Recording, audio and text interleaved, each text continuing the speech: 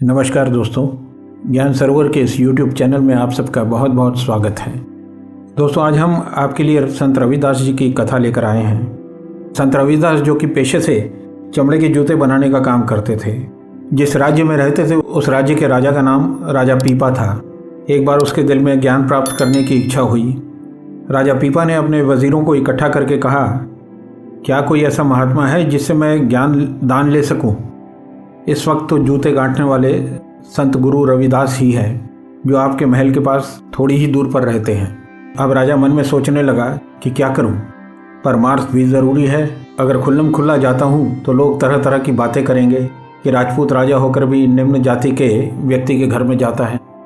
फिर राजा ने सोचा कि यदि संत गुरु रविदास उन्हें अकेले में मिले तो मैं उनसे नाम और ज्ञान ले लूँ।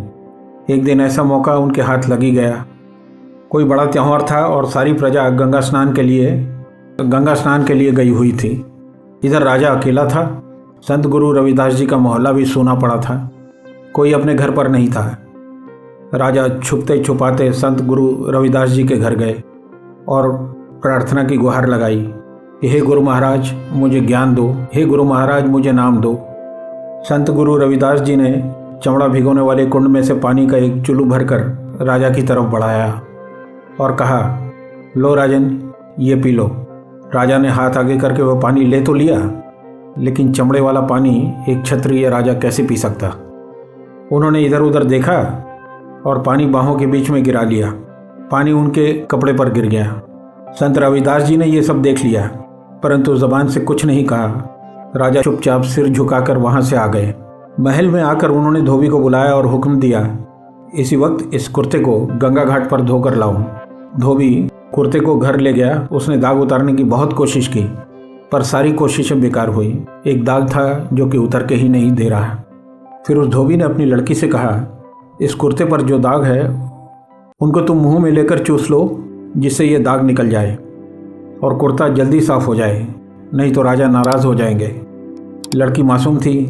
वह दाग चूसकर थूकने की बजाय अंदर निकल गई। इसका परिणाम यह हुआ कि वह लड़की ज्ञान का भंडार बन गई और ज्ञान और ध्यान की बातें करने लगी। धीरे धीरे ये खबर सारे शहर में फैल गई कि धोबी की लड़की महात्मा है। आखिर राजा तक भी ये बात पहुंच ही गई। जब राजा को ये पता चला तो वह एक दिन धोबी के घर पहुंचे। लड़की राजा को देखकर हाथ जोड़कर खड़ी हो गई। राजा ने कहा, देखो बेटी, मैं तुम्हारे पास भिखारी बनकर आया हूँ, राजा बनकर नहीं। लड़की ने कहा, मैं आपको राजा समझकर नहीं उठी, बल्कि मुझे जो कुछ मिला है आपकी बदौलत ही मिला है। राजा ने हैरान होकर पूछा, मेरी बदौलत? लड़की ने कहा, जी हाँ। राजा ने कहा, वो कैसे? तो लड़की ने कहा, मुझे जो कुछ मिला है आपके कुर्ते से मिला है। जो भी भेद था आपके कुर्ते में था।